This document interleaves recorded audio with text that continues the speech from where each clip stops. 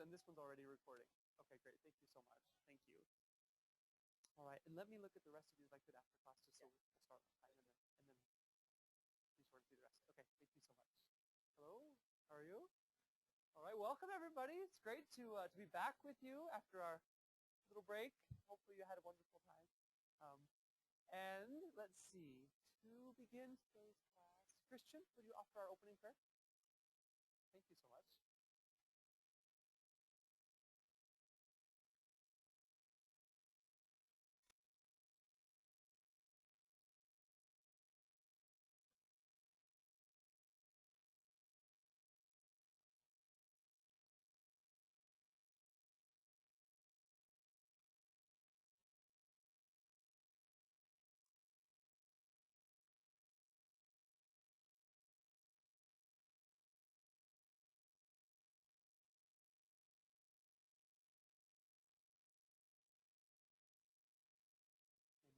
Thanks so much, Christian. All right. Well, did anybody do anything particularly extraordinary over the past week? Yes. Would you like to tell us? Congratulations. We're very excited. Would you like to give us any more information about this? Oh. Oh, yeah.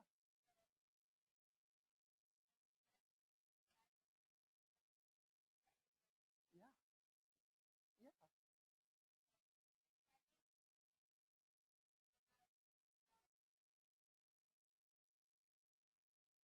Oh, wow. Okay. Wow.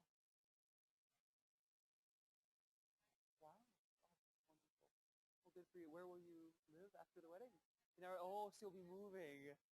Oh, and when will you move? In June, is that so that's the wedding's in June, that I assume. Okay. Well, congratulations. Wow. Yeah, that's great. I've heard a lot of people these days are meeting wonderful people online. And I know a lot of friends who've met that way. So it's great. Anyone else? Other extraordinary news? Not that it has to be as momentous, but yeah. Yeah. Oh yeah. Awesome. You didn't push over any of the boulders, right? Okay. Okay. Oh, there you go. There you go. No, we love Goblin Valley. It's a wonderful place. So my kids enjoy it too. Did you climb the neck of the Brontosaurus looking rock? That's one of our favorites. We always climb on the top. Okay. As a family or scout troop or? Oh, the young man. Oh, nice. Yeah. Okay. Oh. Yeah. Well, it really is a fun place to go.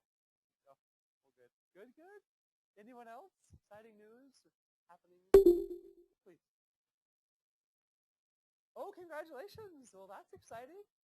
Great. And so how did he meet the young lady?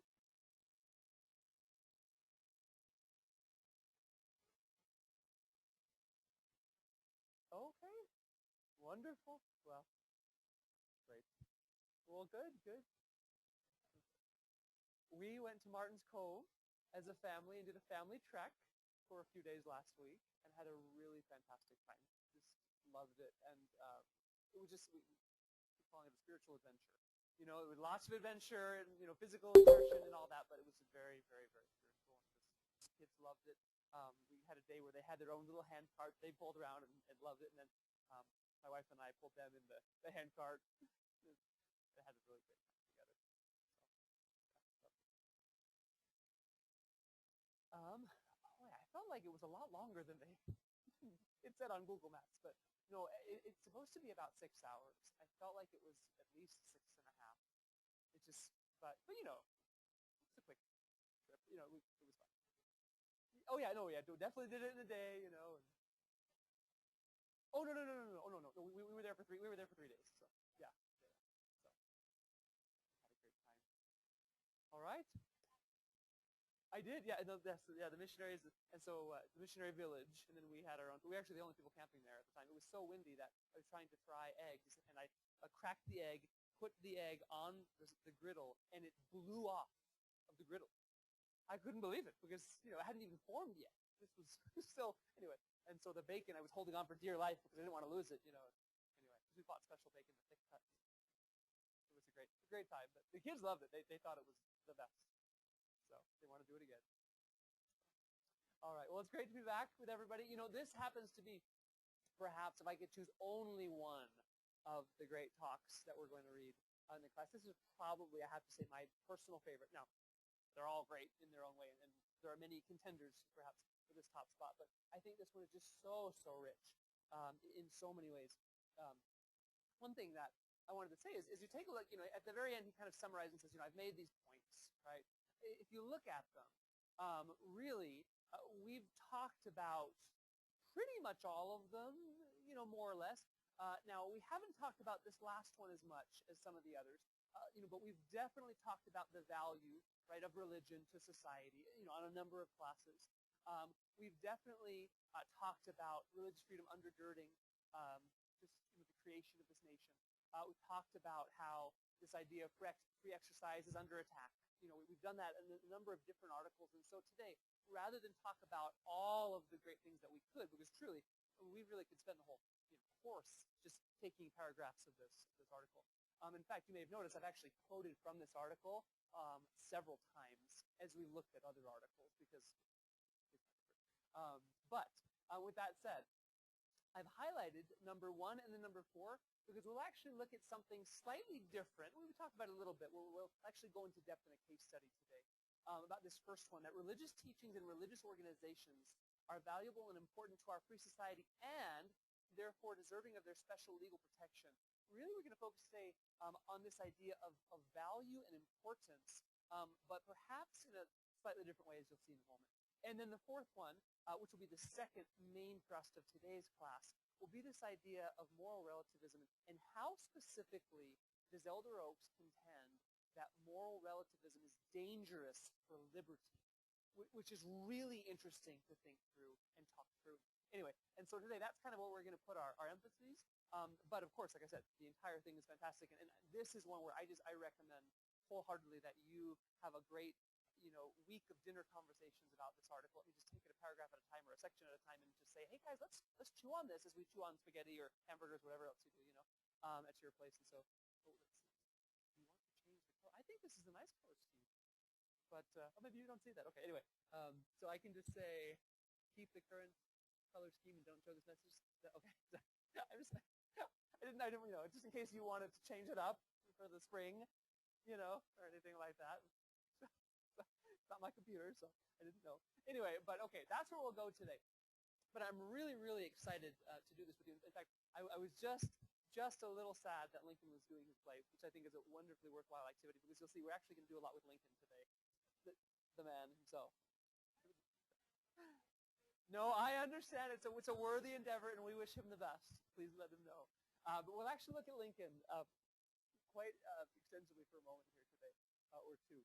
Anyway, so here's this part that I want to talk about, because we've done a lot with this idea of when you have people who belong to a church, who are religiously motivated, who feel accountable to God for being kind to their neighbors, then you don't need to have this large and ever-growing governmental welfare structure, right? When people are really taking care of their neighbors, right? And so he talks about that. He talks about slavery and hospital movements and all of these things that have been started by private religious organizations who are doing good because they've been taught good in their respective religions. Anyway, we've talked about that before, but today I really want to look at this, which is not just religious freedom, but it's educational freedom. It's a different topic, but yet one that's related, as you'll see, because it has everything to do with the value that society places on religion, on the history of religion in this nation, and it has everything to do with the mission of a school like American Heritage, which I think is really kind of a unique opportunity for us as we come together in this way. Let's just take a look at what he said here first. And the reason to relate will be, just to give you a little bit of something to look for, is why is the visible measure about which Elder Oaks speaks so concerning? You'll notice it comes up here, visible measure. Right? Why is it so concerning, and when have you noticed it? And here's what he said. Whatever the extent of formal religious affiliation, I believe that the tide of public opinion in favor of religion is receding. A writer for the Christian Science Monitor predicts that the coming century will be very secular and religiously antagonistic, with intolerance of Christianity rising to levels many of us have not believed possible in our lifetimes.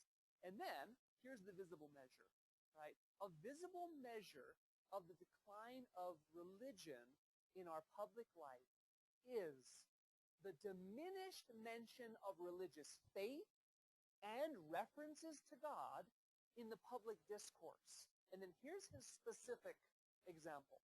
One has only to compare the current rhetoric with the major addresses of our political leaders in the 18th, 19th, and the first part of the 20th centuries. Similarly, compare what Lincoln said about God and religious practices like prayer on key occasions with the edited versions of his remarks quoted in current history books. It is easy to believe that there is an informal conspiracy of correctness to scrub out references to God and the influence of religion in the founding and preservation of our nation. So, before I weigh in, because I am excited about saying a lot, or at least having you say a lot about this today. Why is the visible measure about which Elder Oak speaks so concerning? When have you noticed it? What would your reason? What would you relate? Please.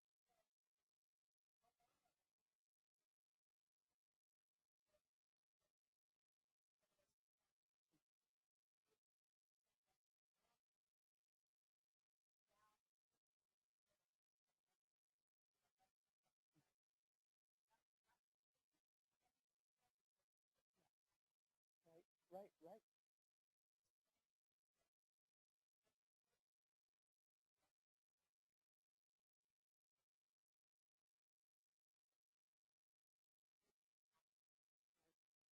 The de-mainstreamization, if that can, I'm going to coin the term here today. Right? Yeah, Mr. Anderson, and then please.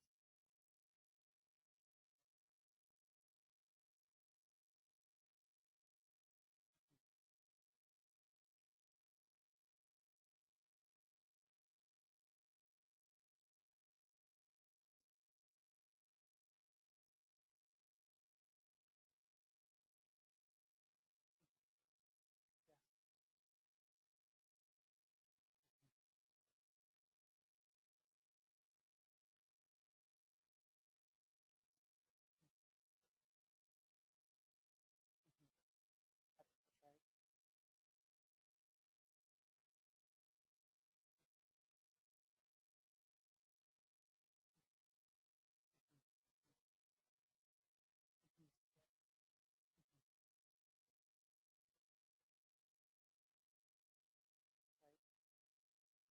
Definitely, right? And then just drive down State Street in American Fork.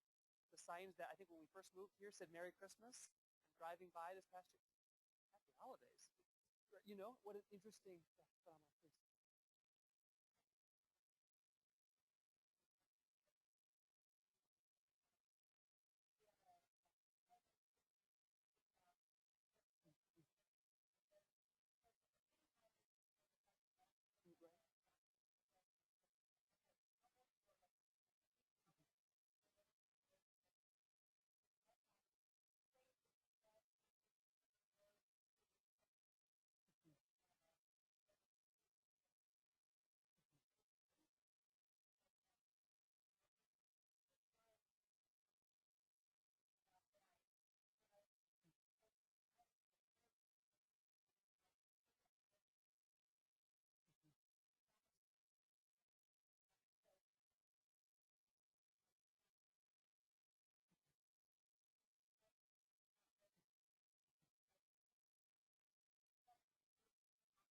Right, right. Thank you so much for that. Thank you. And I know Mrs. Hanson, I'm sorry, I think we skipped over you, but then Mrs. Updike. I apologize.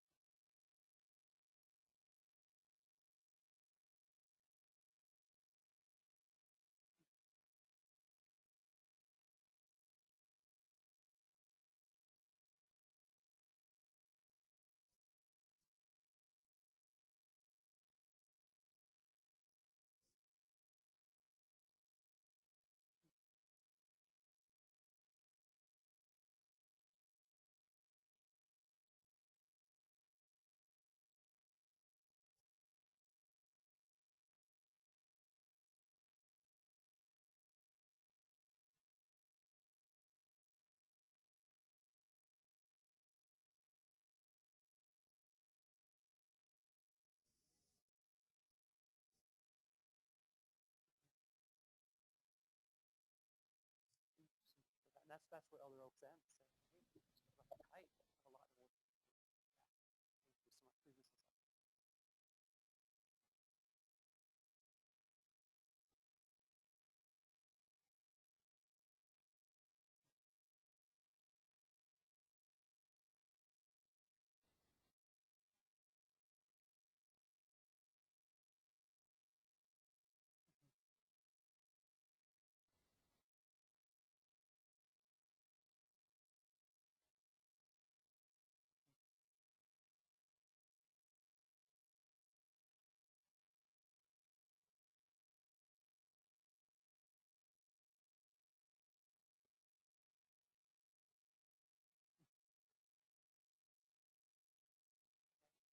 So much for that. And that's, Elder Cook's big address, from last time, 2 weeks ago, let there be light.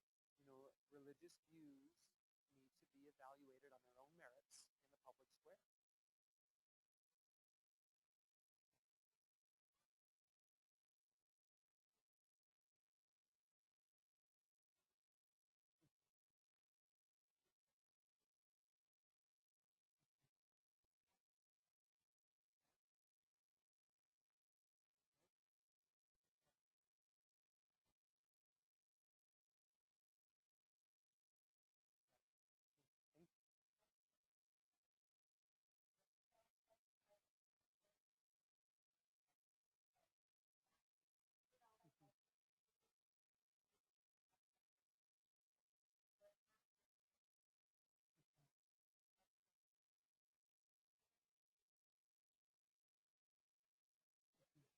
Right? Oh yeah. Yeah. Well, I remember just to comment on that. I remember taking our scouts to our city council meeting in Mount and they started with prayer, and some of the scouts said, "Oh, wait, is this okay?" And I was just thinking, well, why wouldn't it be okay? You know what I mean? But they've been trained to think that, well, there's got to be some separation, and well, this has to be wrong because I've been taught about political correctness, and I felt so sad for this little boy. He didn't mean anything by it, and barely 12, he's this big, is this okay? It is okay. You know?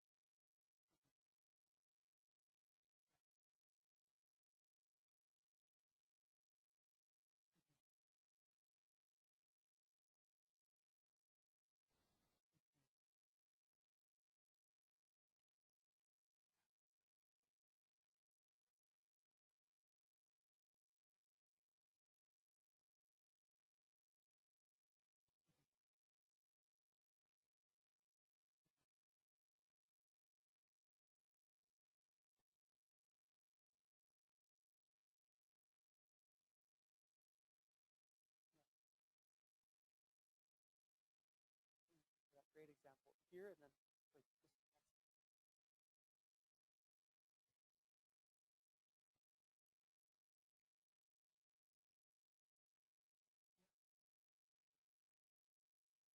which is so great to see.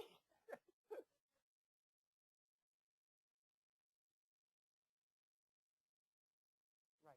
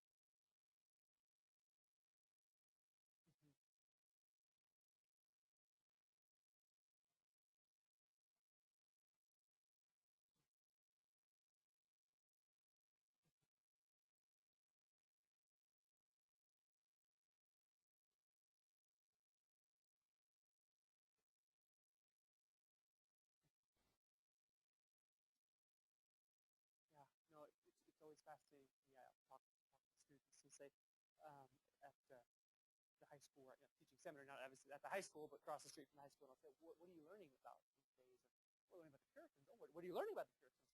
Oh, what we're learning that they were all bigots and that they, were so harsh in their laws and in their customs. And the witch trials, yeah, that was pretty interesting. They went around killing innocent people.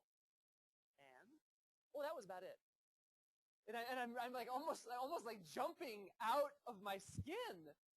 I mean, just for so many reasons, right? The Puritans, among others who were religiously motivated, have absolutely shaped the heritage of this nation in deeply, profoundly Christian ways. And to be caricatured in that sort of a revisionist, presentist, ahistorical way is truly sad, to say the least. I'm trying to think of a kinder word. Sad, to say the least. Yes. Disappointing. Yes.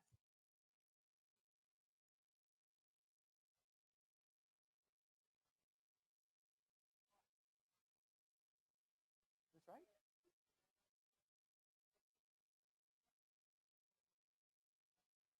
Mhm. Right.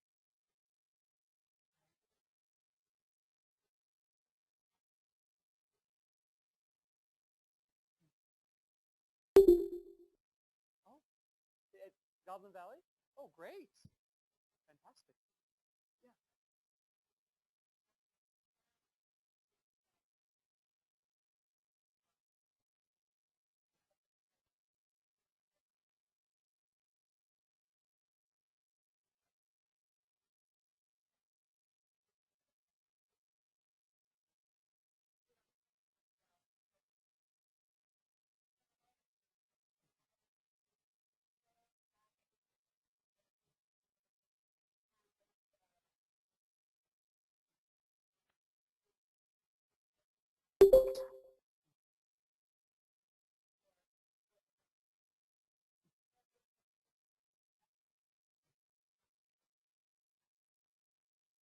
you so much for that. Please.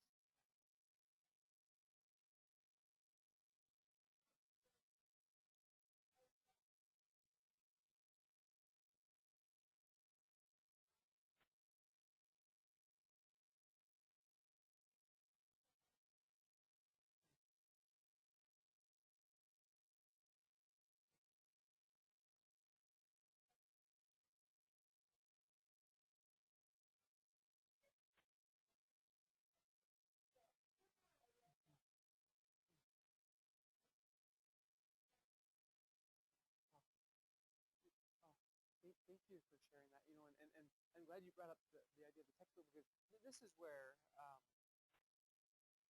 you're going to see where my love comes out here.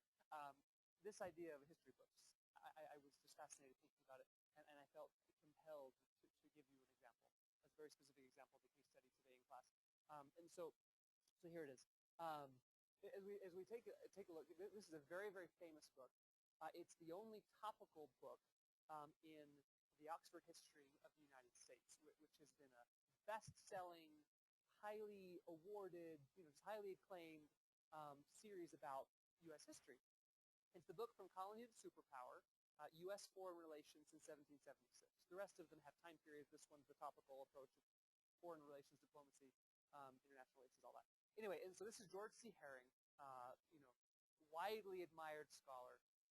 And it's really just fascinating to me because, of course, right, it's blatantly obvious when someone like President Obama leaves out this idea of the creator, right? I mean, just completely just dot, dot, dot, ellipses, and skips on, right?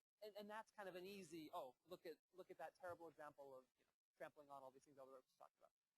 But this one I wanted to point out because I think that this is what happens perhaps far more often these days, which is this idea of consciously creating a usable past, which is really an interesting thing, right? Because there's the past as it happened, right? And we can learn about it as much as possible, right, from the writings of those who lived it, right? We can try as much as possible to put ourselves in their shoes, to understand the world through their eyes, right? Go back to their context, whether they be religious context, political context, social, cultural, intellectual, whatever it might be, right? You go back and try to understand them on their own terms, right? And then what we see is that history is written in which people are consciously used to promote certain agendas.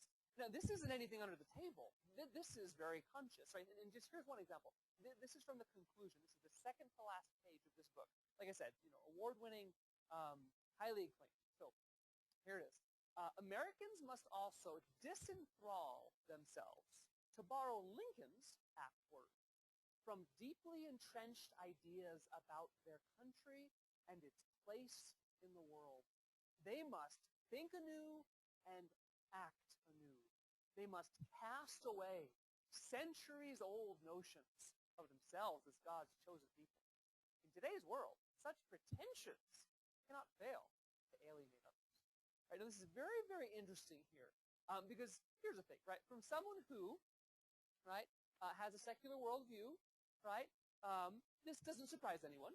I mean, probably not, okay? But this is where I think there's a larger issue that relates to what Elder Oaks is talking about. Look at who he invokes and who he quotes to back up his assertion, right? Disenthrall and think anew and act anew, right? Those two quotes are both, right, from Lincoln's second State of the Union address, which we're going to take a look at, okay?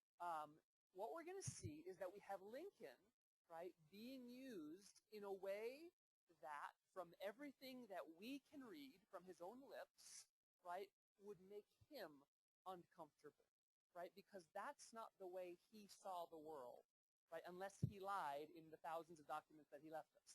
You know what I mean? Really, it comes to a point where it gets quite ridiculous. Anyway, so take a look at this, right? Herring, right? And notice, right? He is quoting. This is a correct quote. It's certainly selective, right? But these words are, in their order. There aren't any ellipses and all that. Okay, but he distorts the past for the purpose of the present, his own purpose, right? The argument he's trying to convey in this book, right? Through a provocatively selective, revisionist, presentist, and ahistorical quotation of Lincoln's address, a quotation that he, Herring, uses in support of an assertion that contradicts Lincoln's 19th century paradigm of providential history, right? So here he is arguing for Americans, we need to forget about all this junk. And by the way, this is paraphrasing him, all right, about being God's chosen people in America's special place in the world. That rubs others the wrong way. We need to have a different approach to foreign relations. I mean, that's how the book ends, right?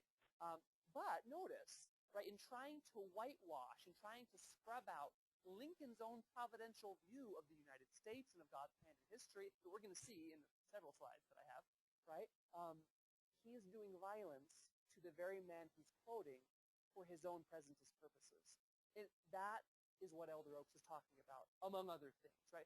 Now, just to see here, right, so this is the speech, the very one, right, that he is quoting from, right, the disenthrall and the think anew, act anew, right? Okay, here are just two parts of it, okay? So this is December 1st, 1862. While it has not pleased the Almighty to bless us with a return to peace, we can press on, guided by the best light he gives us, trusting that in his own good time and wise way, all will get well. And then, the way is plain, peaceful, generous, just, a way which if followed, the world will forever applaud, and God must forever bless. Right, so take a look at the very person who's being quoted to prove that we need to stop thinking about God's involvement in America. And here's the speech from which those quotes were taken. Right? Now, just so that you know, as I'm sure you do, but just so that you know this wasn't some isolated incident. Right, now let's go back here. This is the first inaugural address. Okay, this is March 4th, 1861. If the almighty ruler of nations, with his eternal truth and justice, be on your side of the north or on yours of the south, that truth and that justice will surely prevail by the judgment of this great tribunal of the American people. Intelligence, patriotism, Christianity, and a firm reliance on him who has never yet forsaken this favored land are still competent to adjust in the best way all our present difficulties. Here's the second inaugural address. Both read the same Bible, the North and South, and pray to the same God, and each invokes his aid against the other. It may seem strange that any men should dare to ask a just God's assistance in wringing their bread from the sweat of other men's faces, but let us judge not that we be not judged. The prayers of both could not be answered. That of neither has been answered fully. The Almighty has his own purposes. Woe unto the world because of offenses, for it must need be that offenses come. But woe to that man by whom the offense cometh. If we shall suppose that American slavery is one of those offenses which, in the providence of God, must needs come, but which, having continued through his appointed time, he now wills to remove, and that he gives to both North and South this terrible war, as the woe due to those by whom the offense came. Shall we discern therein any departure from those divine attributes which the believers in a living God always ascribe to him? Fondly do we hope, fervently do we pray, that this mighty scourge of war may speedily pass away. Yet if God wills that it continue, until all the wealth piled by the bondsman's 250 years of unrequited toil shall be sunk, and until every drop of blood drawn with the lash shall be paid by another drawn with the sword. As was said 3,000 years ago, so still it must be said, the judgments of the Lord are true and righteous altogether, with malice toward none. With charity for all, with firmness in the right, as God gives us to see the right. Let us strive on. Just so you know, that wasn't a fluke either, right? Gettysburg Address, so it's, 282 or so words, that this nation under God shall have a new birth of freedom, right? Under God, right? And so important to note that there are 5 recorded versions of this, right? The first 2 don't have under God. Lincoln specifically wrote a letter saying, I said this in my speech at it. And so the other 3 versions have it, right? That this nation under God shall have a new birth of freedom, and that government of the people, by the people, for the people, shall not perish by the earth, right? And so, right, we know this one, okay? Here's the first State of the Union address, just in case we're not convinced, okay? 1861, in the midst of unprecedented political troubles, we have cause of great gratitude to God for his unusual good health and most abundant harvests. With a reliance on providence all the more firm and earnest, let us proceed in the great task which events have devolved upon us. And then, we've already looked at the second. That was the first one we started with. Here's the third, right? Another year of health and of sufficiently abundant harvests has passed. For these, and especially for the improved condition of our national affairs, our renewed and profoundest gratitude to God is due. Sound policy and our imperative duty to these wards of the government, speaking about the Indians, these Native American tribes, demand our anxious and consistent attention to their material well-being, to their progress in the arts of civilization, and above all, to the moral training which, under the blessing of divine providence, will confer upon them the elevated and sanctifying influences, the hopes and consolations of the Christian faith. And then, here's the fourth. Again, the blessings of health and abundant harvest claim our profoundest gratitude to Almighty God. I regard our immigrants as one of the principal replenishing streams which are appointed by providence to repair the ravages of internal war and its waste of national strength and health. Anyway, now with all that said, before we move on here, okay, I'm just curious, right? What would you say about the violence that has been done to Lincoln by a quote that uses him to say, we need to stop believing that God cares about America? What are your thoughts? Because my hope, and once again, we could have kept going there. I figured after a while we should stop. I was excited about those. What were your thoughts? What was your reason from all of that?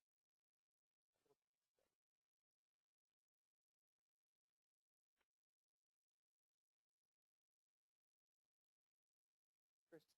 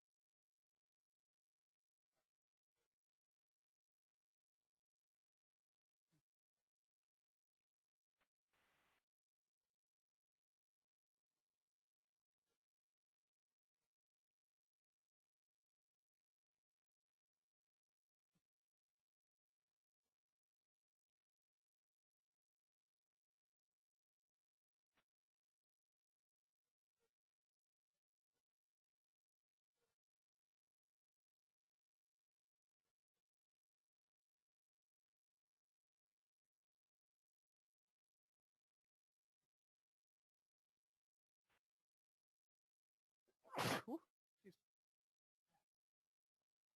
Thank you for that question. Thank you for thinking about it. Sure.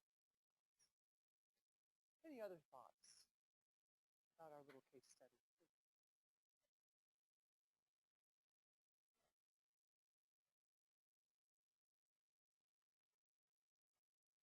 Mhm.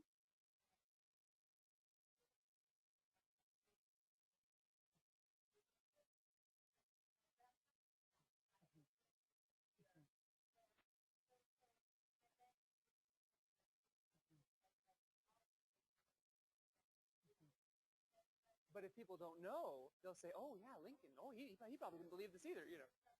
Mhm. Right.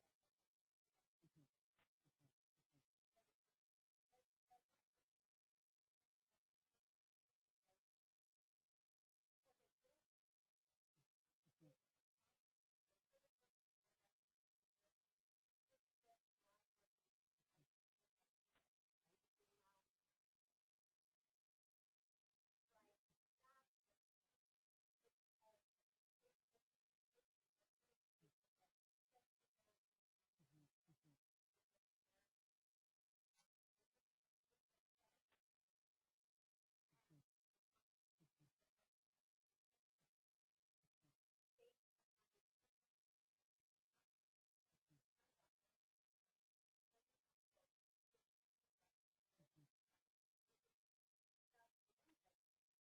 Right. Right.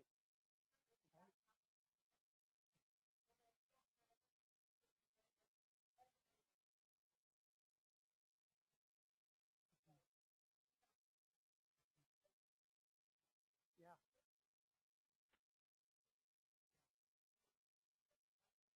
Yeah. Definitely. And I think there's so many times where we believe every word we read. And especially if, published by a big press, or you buy it in a bookstore and it has a nice cover, or it wins an award, you know what I mean? We think, oh, well, it must be true. Well, remember, history can be rewritten, right? Primary sources can be edited away until they're nothing of what they originally were, right? But the past is still the past. Truth is still truth. And if you really find out what these people said, and then you read a revised history, these are completely incongruous, right? It doesn't add up, right? And we need to be careful. I think that's the bottom line, right? And Elder Oaks is saying we need to be careful, right? We need to be careful of this conspiracy of sorts, right, as he said, this informal conspiracy, right, to scrub out these references to religion, to religious motivations in the founding and preservation of our nation. Anyway, so that was one example that I just said, if anybody ever, brings it up to you, you can say, well, I actually remember we had this class once, and we had all of these examples of, so please remember these things, but more important, study them for yourselves, right? Go to the horse's mouth, so to speak, right? Study the words of Lincoln, study the words of Washington, study the words of the founders, right? If you want to have anything intelligent to say about the founding, right? Because otherwise, you're simply just debating with people who live now, right? Who perhaps aren't even quoting the founders, even if they tell you they are. Does that make sense? So, yeah. Mhm. Mhm.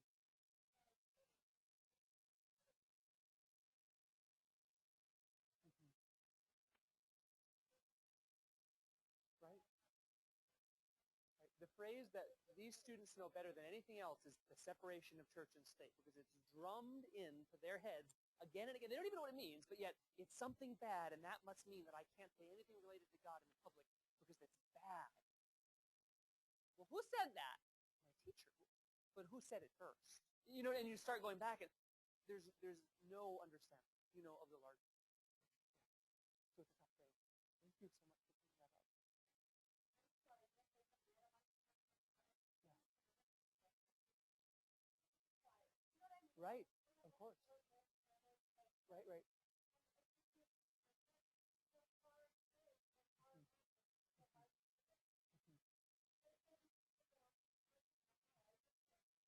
Mhm. Mhm.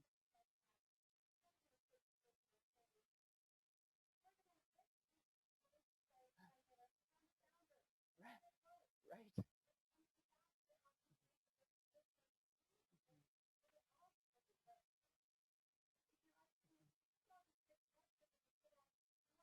Mhm. Yeah. Yeah. Oh, I agree. Well, I remember. I remember bringing up. there was someone who asked me, oh, how can I prepare for a mission? And I listed some different resources, and I said, oh, MormonNewsroom.org. What's that? I mean, just didn't even know. It wasn't not anything against him. Just had no idea. Well, there's so many great resources. What do they have? Well, go rather than me telling you, you go spend 3 hours on it, and you'll want to even begin to exhaust the resources that are there. Please.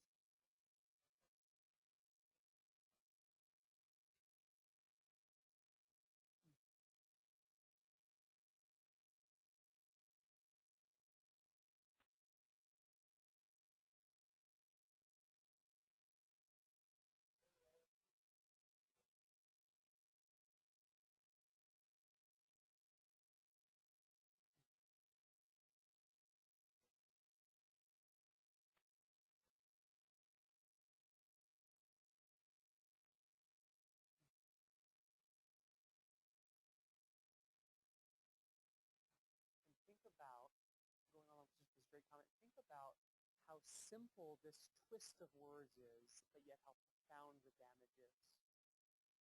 That's true versus that's true to you.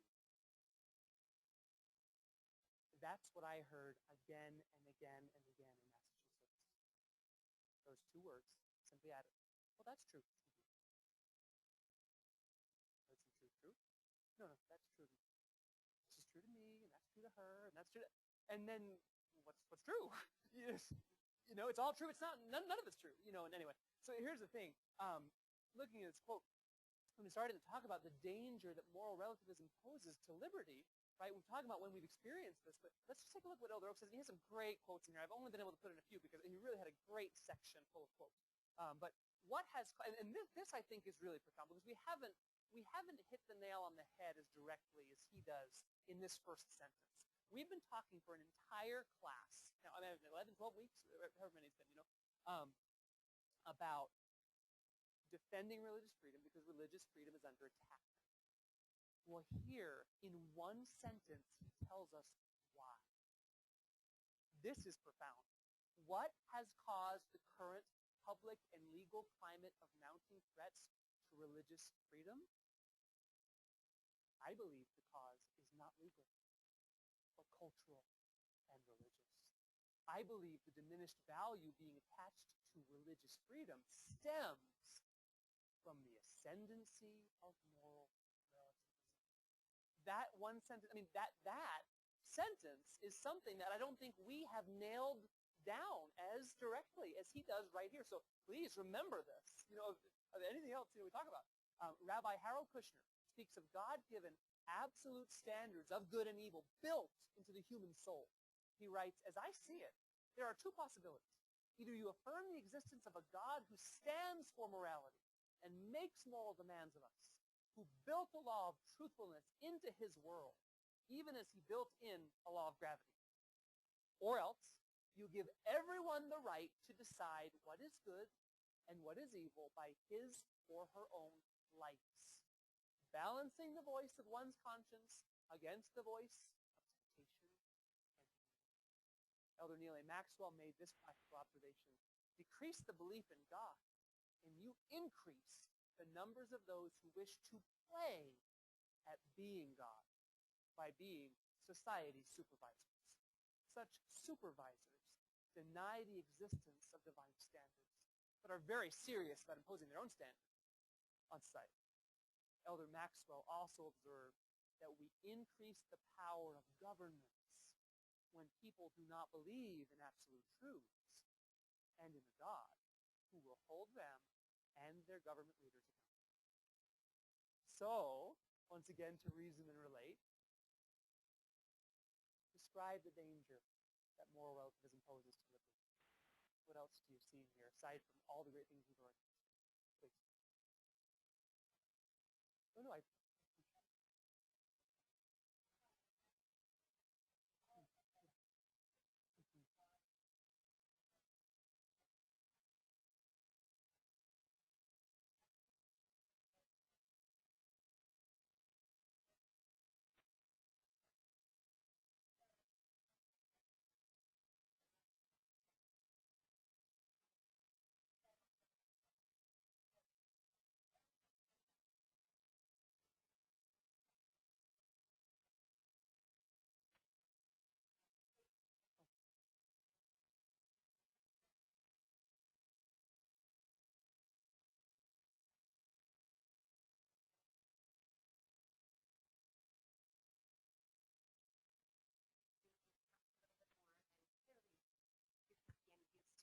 we can't use our resources to take care of you. And it was him who proposed the use of a gas to kill those who are not useful that was then used by Hitler. And we don't recognize where this is growing out of, and that Hitler was just an arm of this, doing the same thing. And it's so important because it's so easy to, as Americans, especially Americans who are, immersed in the constitutional principles, to just, it's so natural to take life, liberty, and property as of course, those are the rights. Of course, and not recognize how fleeting and fragile and wispy those are if they're not grounded in God, and how the new morality, it can so easily be what's best for society, and clearly your existence isn't, and how easy, like that switches. And I just find it's not only dangerous in terms of religious freedom, and it is, but losing that, we have concentration camps again, literally. We have mass genocide and murder, which has happened in every single time one of these dictators that has always been atheist-based has come. Tens of millions in this century have died because of this, and it's now in America. Thank you so much. And I love how, right, notice, describe the danger that moral relativism poses, not just to religious freedom, but as you said, to liberty itself, and life itself. And everything. Oh, wonderful. All right. Anybody else? Other observations that you would reason?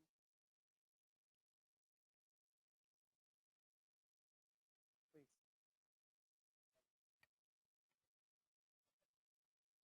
I think that part's important. If people that are supposed to represent us and lead the country are not, honest, or any of the attributes described in the 13th article of faith or something like that, I think that we should really, watch that. And that can be a very big threat to liberty because they don't have that foundation that will drive their public principle, or they won't have that principle that will drive their public law and policies and things to best represent the people that do have those principles. So much for that. And I think it's interesting too, just keeping that great comment going, which seems to be something approaching a direct relationship between the decrease of religious freedom and the increase of government in a nation. Truly, and you think he starts talking about that here at the end with Elder Maxwell, just think about that. Interesting phenomena. Anyway, now, with that said here, Elder Holland addressed this very thing in conference just a couple weeks ago, right? And I thought this was really fantastic. Sadly enough, my young friends, it is a characteristic of our age that if people want any gods at all, they want them to be gods who do not demand much, comfortable gods, smooth gods, who not only don't rock the boat, but don't even row it. Gods who pat us on the head and make us giggle, then tell us to run along and pick marigolds. Talk about man creating God in his own image. Sometimes, and this seems the greatest irony of all, these folks invoke the name of Jesus as one who was this kind of comfortable God. Really? He who said not only should we not break the commandments, but we should not even think about breaking them. And if we do think about breaking them, we have already broken them in our heart. Does that sound like comfortable doctrine, easy on the ear and popular down at the Village Love Inn? And what of those who just want to look at sin or touch it from a distance? Jesus said with a flash, if your eye offends you, pluck it out. If your hand offends you, cut it off. I came not to bring peace, but a sword. He warned those who thought he spoke only soothing platitudes. No wonder that sermon after sermon, the local communities prayed him to depart out of their coasts. No wonder, miracle after miracle, his power was attributed not to God, but to the devil. It is obvious that the bumper sticker question, what would Jesus do, will not always bring a popular response. What stands out most to you as you relate this quote to the world we live in your own lives? Please. Yeah. And turn him into someone like he We've described. already rewritten Lincoln. Yeah, Now we're working on just Jesus. rewriting them all. Yeah. Yeah. again, at the core of it is an ignorance of what he actually said, which is the same problem with Lincoln. An ignorance of what these wonderful people actually said, right? All right. So with all that said then, so what?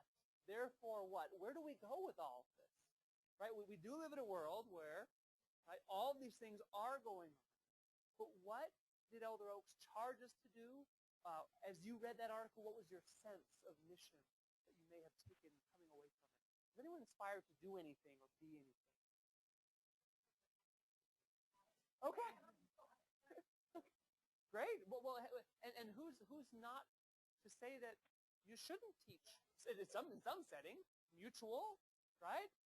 Fifth Sunday, I mean, whatever it might be, but yeah.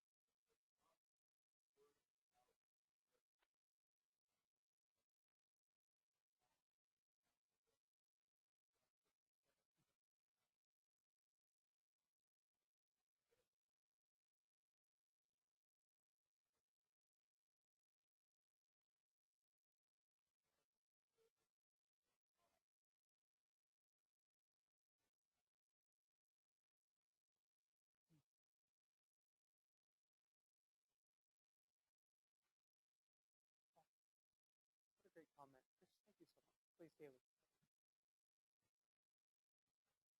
Anyway, like just to go along with that, we're reading Frederick Douglass, and he started thinking more about life than liberty. That's just kind of so much a barrage of life. The different things that come with that, with fashion, the materialistic view. We're also reading Screwtape Letters, and the devil tells the younger devil to make him focus on the material, and then he won't turn towards God. He'll be so caught up in the material world. And I was also wondering with Mrs. Stone's comment, we should do a fifth Sunday. And I was thinking in my church class, how many would actually pay attention to that? If we did present it for them. How many would actually learn by faith? How many would actually absorb the inspiration and actually apply it to their lives? And saddening enough, I would think very few would do something or actually take it in. Because, if we're just have someone talking there, playing on their phones or texting someone or Snapchatting and thinking about, life. All the other gods, Right. the idols. Yeah. So, which is kind of saddening. How do you get that mindset into that they don't even care about liberty anymore? They're so complacent with their situation that they don't even seek to gain an education, because education goes hand in hand with liberty.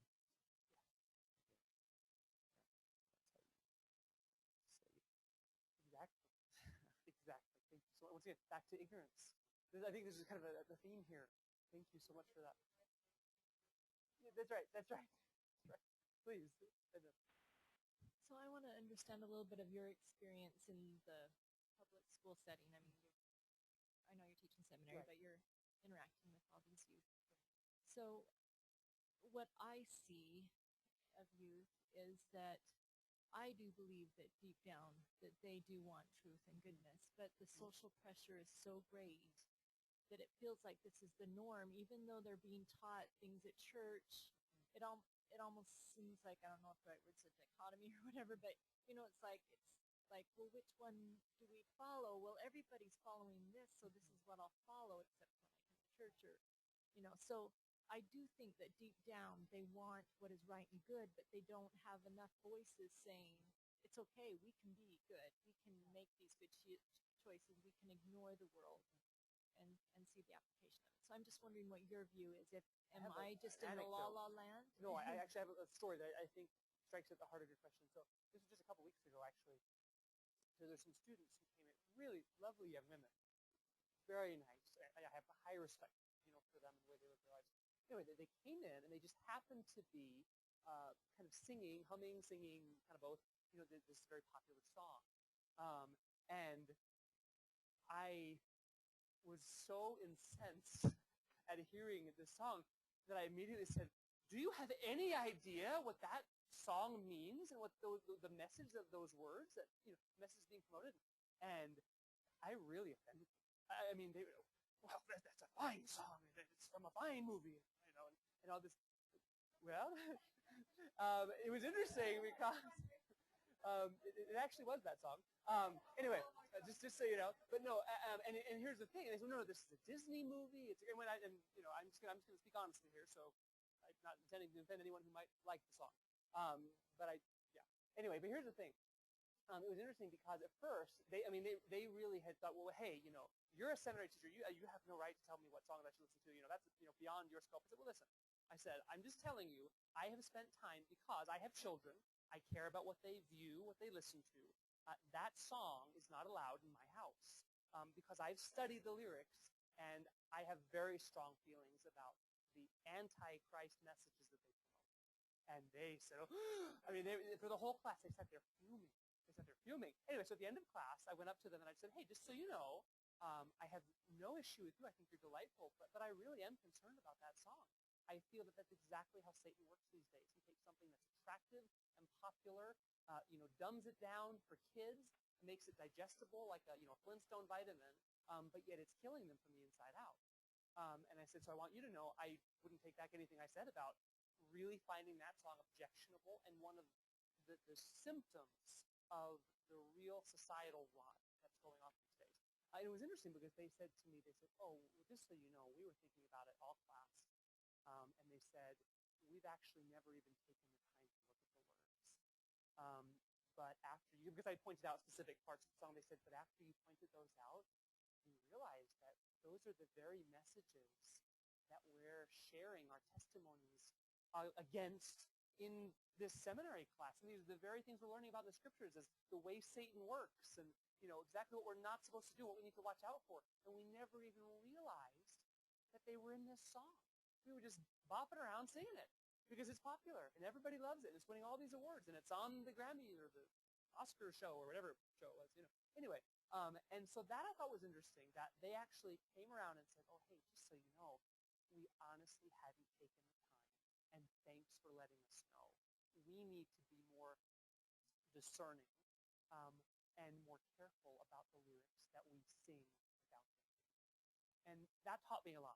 It wasn't that here they are, they're just, rotten to the core. Like I said, these are great young women, that somehow just didn't realize, they honestly hadn't even thought about the lyrics, and when they stopped to think about them, they realized, thanks for that. So like I said, I don't know if that exactly addresses your question, but I hope it does. Yeah.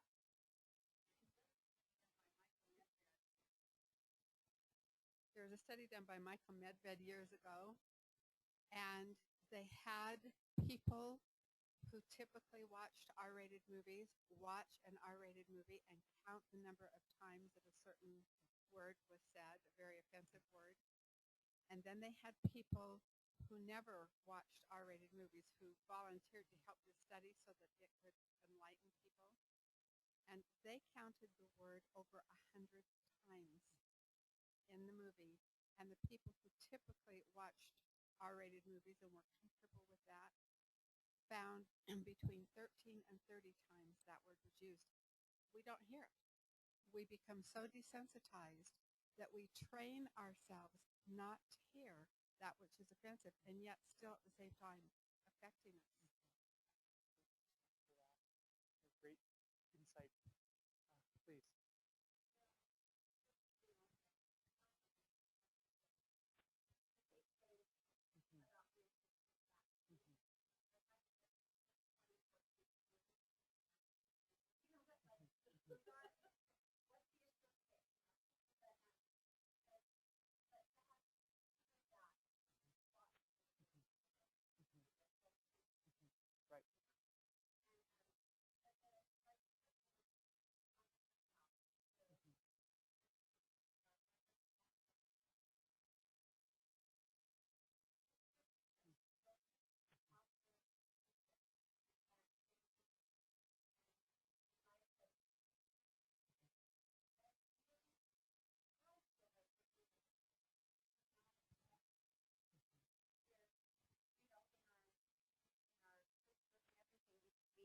think, oh, they're teenagers. They're, you know what I mean? And we, like, I do think that it is, I think that human beings are hungry for truth.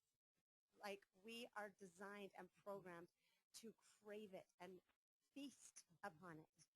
And when it's not coming, then, or you know, it's really easy to distract ourselves in the junk food. But you know, and I really think that somehow there's got to be some way, because I don't think it's the kids. I think it's the culture and the society, which unfortunately the church, I mean, stake dances, come on. You know, it just is heartbreaking to me that we are taking Zion's youth and dumbing it down to the world. I'm sorry, it's really difficult to feel like instead of having this support that is what we're doing at home, now we're going to take it and go to the community where we're all, you know, and instead it's what we're doing at home is even more of an island because this community is undermining us as well. And so I think that, you know, I don't know the answers, but I don't think it's the youth. I think it's the culture, and I think that we need to do more and better. And I really think, once again, maybe this is just me today, but, you know, I think so much of it does come down to combating ignorance. Like with these young women, they hadn't read the lyrics. They honestly hadn't studied them. I had printed them out and underlined things and written notes. Right, no wrong, no you know, yeah, you know, I mean, I said, oh, this, you know, and here's the thing, right? And once again, you think about the lyrics of these stake dance songs. My guess is that many of the DJs, they haven't taken the lyrics one by one and analyzed them, and I mean, all this, you know, and I think the bottom line is my invitation today, right, really is, right, let's be more critical, not in the negative sense of the word, but in the discerning sense of the word, right? If you take a look at the footnote, right, from Matthew 7, right, where it says, judge not that ye be not judged, right, the footnote in the JST says, judge righteous judgment. We have to judge. I show unto you the way to judge, right? Being righteous in our judgment is the type of criticism that I'm talking about, right? And we need to do better, right, with what we read. And, you know, like I said, preaching to the choir here, but let's go and spread a message to the world of, have you actually stopped and read the lyrics of that song? The thought I'm having is it might be useful to take the songs that are played in a stake dance, for example, because I brought that up, print some of the lyrics out, some of the highlights, and take it into the stake president and say, really, this is what we want to teach our youth. That might begin to have an effect if enough people begin to do these kinds of things that will wake people up. Exactly. Yeah, and here's, as someone who's you know, chaperoned the dance, has been there, I know the stake presidency's not there. They're home with their wives, hopefully. But you know, that's the thing. It's not that they are, you know, consciously saying, we're going to indoctrinate the youth with smut. Well, of course not. These are all, you know, as you're saying, these are all well-meaning people, but perhaps they just don't know. And we can help them to know, right?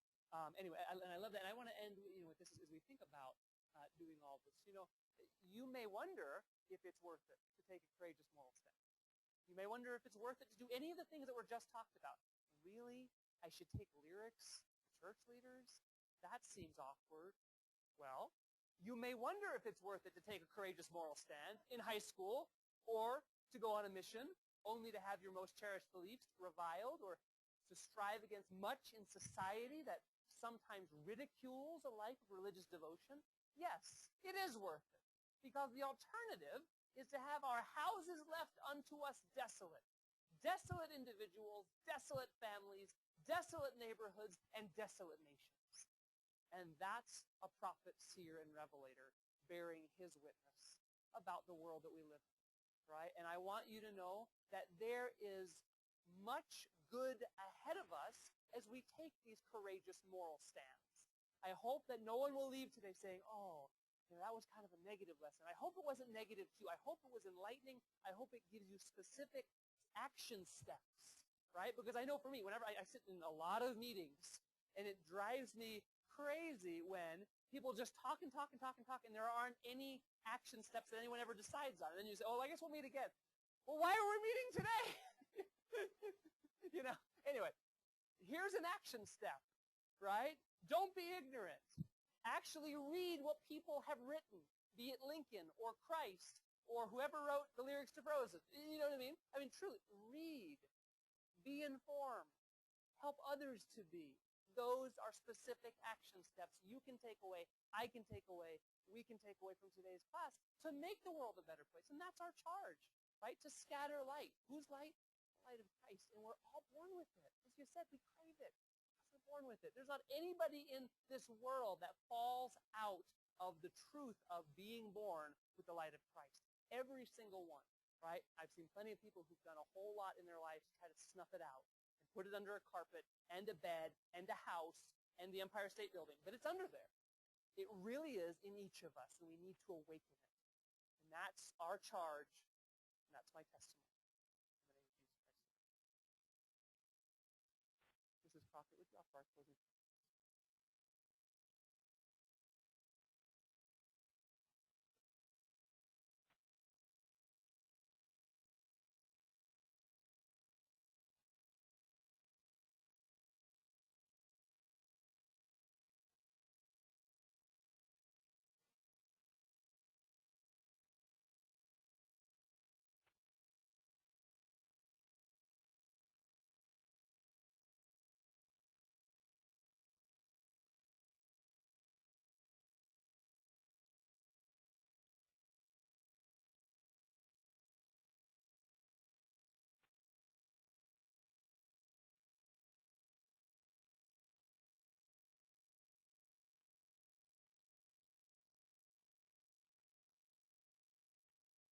Amen. Thank you so much.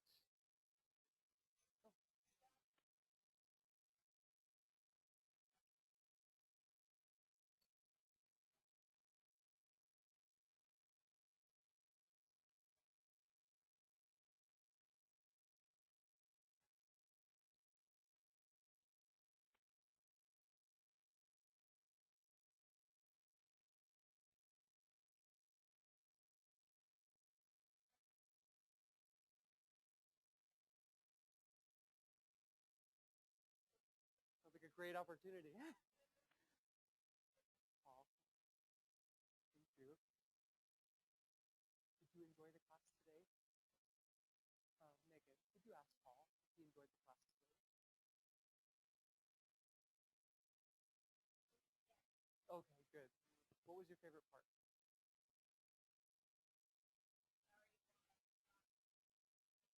Oh, that's okay. Oh, no worries.